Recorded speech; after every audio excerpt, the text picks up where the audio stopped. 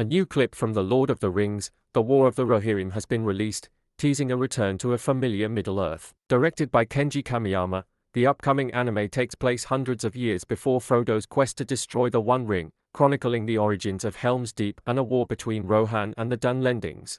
As has been shown off in The War of the Rohirrim's trailers, the film features Peter Jackson returning as an executive producer, Miranto Otto narrating as Eowyn, and a recreation of Jackson's version of Middle-earth. IGN now shares an 8-minute clip from The War of the Rohirrim, unveiling an intense start to the upcoming Lord of the Rings movie. The clip opens with Dunlendings fleeing from Helm Hammerhand, Brian Cox, who is immediately established as a fearsome warrior. The clip also sets up the larger conflict between Rohan and the Dunlendings, with Wolf, Luca Pasqualino, attempting to avenge his father's death at Helm's hands. Hera, Gaia Wise, the film's protagonist, also plays a large role in the clip, and she's shown to be quite a warrior herself, fending off trolls before retreating into Helm's Deep, which was then called the stronghold of Hornburg. The clip ends with a brief look at the scenes to come, including a sword battle between Hera and Wolf, Mumakil, and seemingly a return to Edoras, the Rohan capital. One of the key tenets of the marketing for the War of the Rohirrim thus far is that, unlike Prime Video's The Rings of Power series,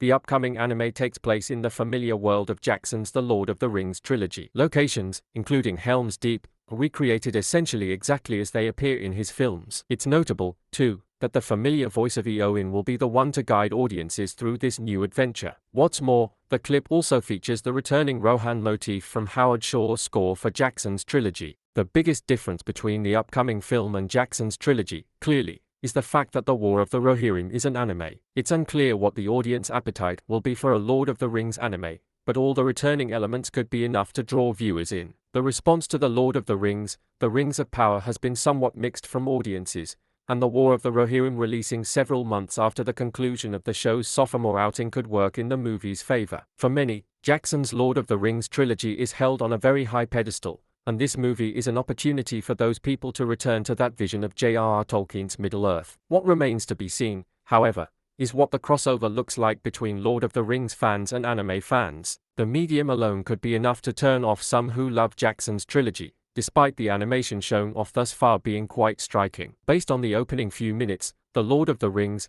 The War of the Rohirrim is looking like a worthy return to Middle-earth.